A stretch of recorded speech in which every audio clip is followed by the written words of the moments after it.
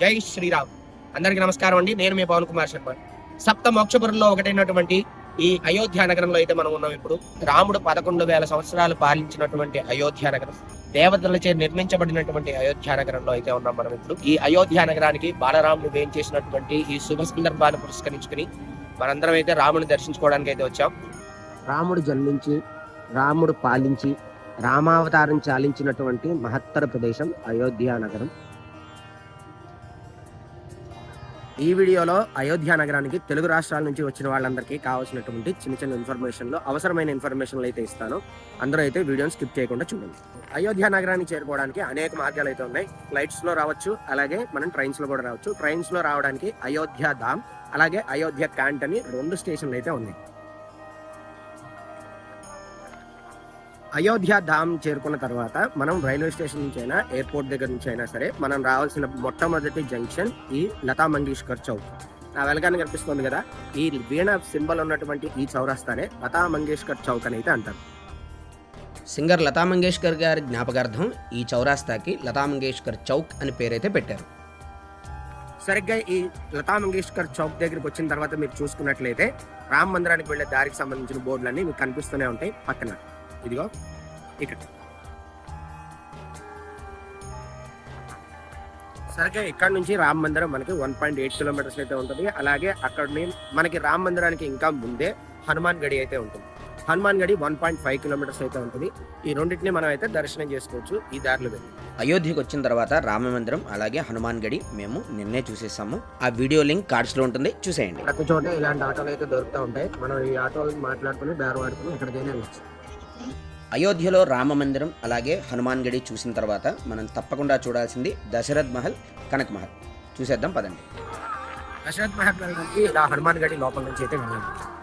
హనుమాన్ గడి టెంపుల్ దగ్గర నుంచి మనం ఇలా సైడ్కి వెళ్తే దశరథ్ మహల్ దగ్గరికి అయితే వెళ్తాం. ఈ దారిలో మనం సుమారుగా ఒక 100 మీటర్ల దాకా అయితే నడవాల్సి ఉంటుంది.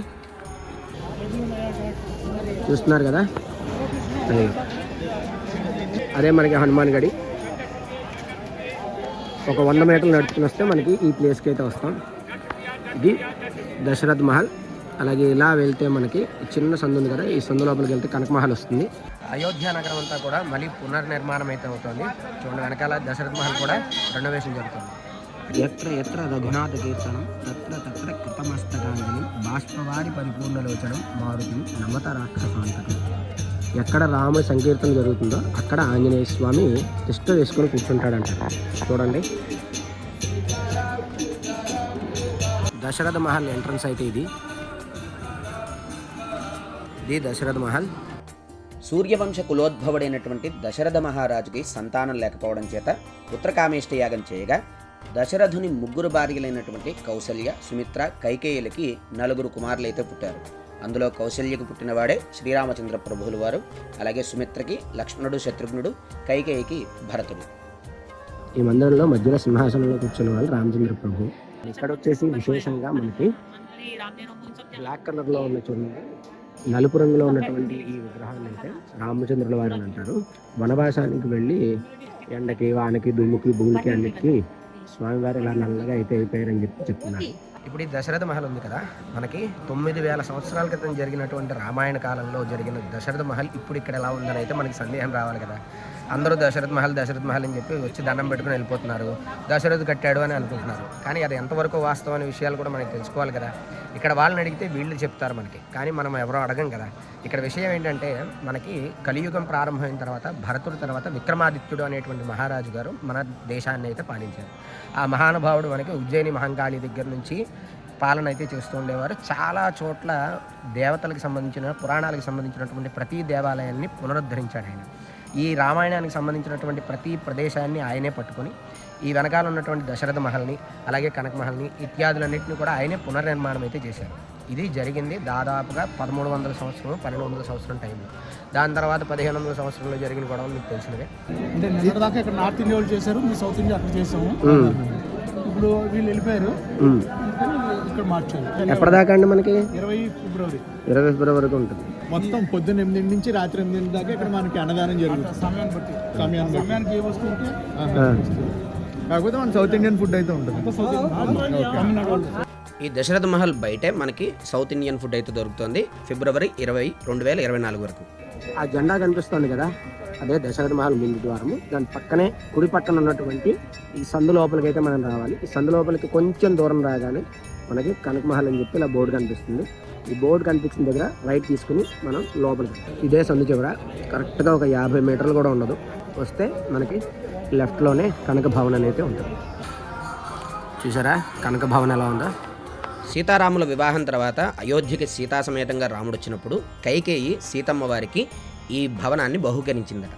ఈ కనక భవన్లోనే సీతారాములు అయితే వివాహం అయిన తర్వాత గృహప్రవేశం చేసింది. అలాగే ఇక్కడే చాలా కాలం అయితే ఉన్నారని అయితే చెప్తారు. ఇప్పుడు ఈ కనక మహల్ని దేవాలయంగా అయితే మార్చారు. ఎంతో ప్రశాంతంగా ఉన్న ఈ వాతావరణంలో చాలామంది జపాలు తపాలు అయితే చేసుకుంటున్నారు. ఈ కనక మహల్ రాముడు మరియు సీత నివాసం చేసినటువంటి ప్రదేశం కాబట్టి ఈ మహల్కి అంత ప్రత్యేకత అనమాట. చాలా వైభవంగా అయితే ఉంటుంది. ఈ మహల్ని మనకి కుషుడు పునర్నిర్మాణం చేశాడు, అంటే సీతారాముల కుమారుడు అనమాట. దాని తర్వాత మనకి కలియుగంలో విక్రమాదిత్యుడు దీన్ని రీబిల్ట్ అయితే చేశాడు. ఇవన్నీ చూడండి. It's form positions by Maharaja Kusha in the beginning. దాని తర్వాత త్రేతాయుగంలో రిషభ అండ్ ద్వాపర యుగంలో visited in the middle of Dwapara, visited and loved by Bhagavan Shri Krishna. చూసారా Bhagavan Shrikrishna and rebuilded by Maharaja Vikramaditya.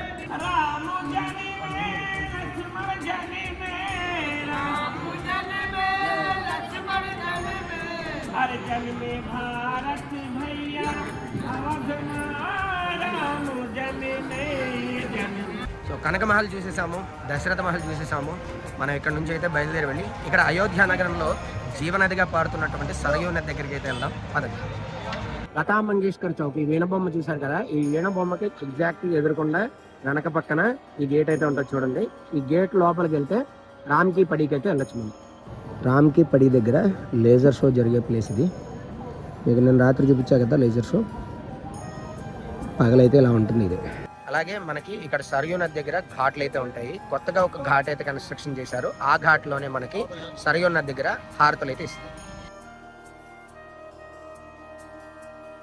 ఈ సరయూ నది దగ్గరికి రావడానికి లతా మంగేష్కర్ చౌక్ దగ్గర నుంచి రైట్ అయితే తీసుకోవాలి. స్ట్రైట్గా వస్తే మనకి ఈ సరయూ నది దగ్గరికి అయితే వచ్చేయచ్చు. ఈ నది దగ్గర మనం కావాలంటే పితృదేవతలకు తర్పణాలు, అలాగే పిండ ప్రదానాలు చేయొచ్చు, స్నానాలు చేయొచ్చు, అట్లాగే బోట్ జర్నీ చేయొచ్చు, సాయంకాలం హారతులు కూడా చూడొచ్చు. మీరు ఇప్పుడు ఫ్రంట్ లైన్లో చూస్తుంది వచ్చేసి ఛార్జింగ్ పాయింట్, బ్యాక్లో ఉన్నది వచ్చేసి బోట్ అనమాట. సో అది వచ్చేసి మనకి ఎలక్ట్రిక్ బోట్. అయోధ్య నగరంలో చూడాల్సినటువంటి ప్రదేశాలన్నీ చూడటం అయితే అయిపోయింది. ప్రధానమైనటువంటివన్నీ చూసేసాము. అలాగే ఇక్కడ నుంచి నేను తిరిగి ప్రయాణం అయితే ప్రారంభం చేస్తున్నాను. నేను హైదరాబాద్ నుంచి లక్నో వచ్చి, లక్నో నుంచి నేను అయోధ్య అయితే వచ్చాను. సో అయోధ్య నుంచి ఇప్పుడు లక్నో వెళ్ళి, లక్నో నుంచి హైదరాబాద్ అయితే వెళ్ళాలి. అయోధ్యకి రావడానికి నాకు లక్నో నుంచి దాదాపుగా ఒక 4 to 5 hours పట్టింది because of the traffic. So ఇప్పుడు నాకు ఎంత టైం పడుతుందో చూడాలి. కొంచెం ఆ టైంని క్యాలిక్యులేట్ చేసుకుని ఇప్పుడు రిటర్న్ అయితే అవుతున్నాను. సో ఇంటికి వెళ్ళి ప్రశాంతంగా మీకు కావాల్సిన అన్ని వివరాలని చెప్తాను. ఎక్కడికి వెళ్ళాలన్నా సరే మనకి ఒక ప్రోద్బలం అనేది కావాలి, వెనకాల నుంచి ఒక సపోర్ట్ అనేది అయితే కావాలి. సో రామ మందిరానికి వెళ్ళాలి అని మనకు ఆలోచన వచ్చిన వెంటనే ఫస్ట్ నాతో పాటు వచ్చినటువంటి తెలుగు ట్రావెల్ బ్లాగర్ గారికి, అలాగే వ్లాగింగ్లో నాకు గురువు అనమాట ఈయన. సో మా గురువు గారికి ధన్యవాదాలు చెప్పుకుని ఇక్కడ నుంచి అయితే బయలుదేరడం.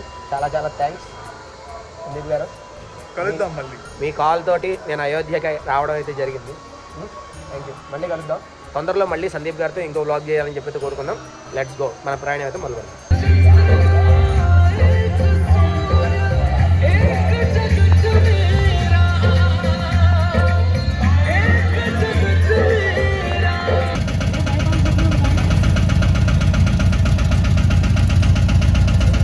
ఆలంబాగ్ బస్ స్టాప్కి వెళ్ళే బస్సు అయితే ఎక్కేసాను లక్నోకి. ఆలంబాగ్ నుంచి అయోధ్య ధామ్కి 253, ఇప్పుడు అయోధ్య ధామ్ నుంచి ఆలంబాగ్కి 250. అలా మధ్యాహ్నం 12:30కి అయోధ్య ధామ్ నుంచి నేను బస్సులో అయితే లక్నోకి బయలుదేరి వెళ్ళాను. ఈవినింగ్ 5:10కి అయితే ఫ్లైట్. 3-4 గంటలు పట్టినా కూడా టైంకి మనం ఎయిర్పోర్ట్కి రీచ్ అయిపోవచ్చు అని అయితే స్టార్ట్ అయ్యాను. 25 అయిపోయింది స్టేషన్. ఉరకలు పరుగులు పడుతూ ఎయిర్పోర్ట్కి వస్తే ఎయిర్పోర్ట్లో ఫ్లైట్ అయితే డిలే ఉంది. ఫ్లైట్ 5:10కి అయితే ఆల్మోస్ట్ 5:45 దాకా అయితే చూపిస్తుంది. తర్వాత ఎప్పుడు అవుతుందో తెలియదు. ఫ్లైట్ ఇంకా ల్యాండ్ అవ్వలేదని అయితే ఇన్ఫర్మేషన్ వస్తుంది. అలా 5:10 ఫ్లైట్ 6:15కి వచ్చింది, టేకాఫ్ అయింది. ల్యాండ్ అయ్యేటప్పటికి 8:15 అయితే అయింది. 8:15కి బయటకు వచ్చి ఎయిర్పోర్ట్ బస్సులో ఇంటికి చేరేటప్పటికి 11. మొత్తానికి ఇంటికి చేరుకునేటప్పటికి 11:30 అయితే అయిందండి. బాగా టైర్డ్ అయితే అయిపోయాను. సో రెస్ట్ అయితే తీసుకోవాలి. సో ఇది నా అయోధ్య ప్రయాణ విశేషాలన్నీ కూడా. హోప్ మీకు ఈ వీడియో నచ్చుంటుందని అయితే అనుకుంటున్నాను. ఒకవేళ నచ్చినట్లయితే లైక్ చేసి, షేర్ చేసి, సబ్స్క్రైబ్ చేసుకోవడం మర్చిపోవద్దు. పక్కకున్న గంట బటన్ కూడా కొట్టేసేయండి. అలాగే అయోధ్యకి సంబంధించి మీకున్నటువంటి డౌట్లన్నింటినీ కూడా కమెంట్ బాక్స్లో చెప్పండి. నెక్స్ట్ వీడియోలో వాటన్నిటిని కూడా క్లియర్ అయితే చేస్తాను. థర్డ్ వీడియోగా అయోధ్యకి సంబంధించినటువంటి ఫుల్ ఇన్ఫర్మేషన్ వీడియో అయితే వస్తుంది. ఆ వీడియోని చూడడానికి ఖచ్చితంగా అయితే సబ్స్క్రైబ్ చేసుకోండి. ఇది ఈ వీడియోకి విశేషాలు. నేను మీ Pavan Kumar Sharma, signing off from Hyderabad.